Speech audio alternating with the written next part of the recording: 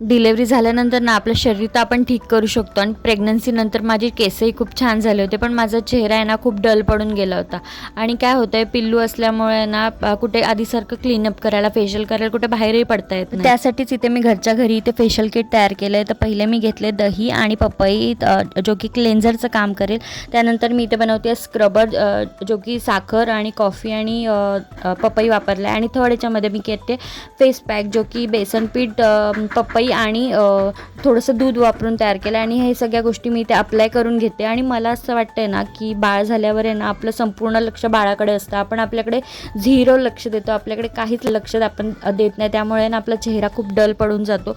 तर मला असं वाटतं की आठवड्यातून 2दा तरी ही गोष्ट करायला पाहिजे, जर का आपल्याला बाहेर जाता येत नसेल तर. आणि इथे तुम्ही एंड रिझल्ट बघू शकता, खूप अमेझिंग असा एंड रिझल्ट होता, जो की खूप छान होता. तर तुम्ही पण असं फेशियल करून बघा. तर चलो बाय.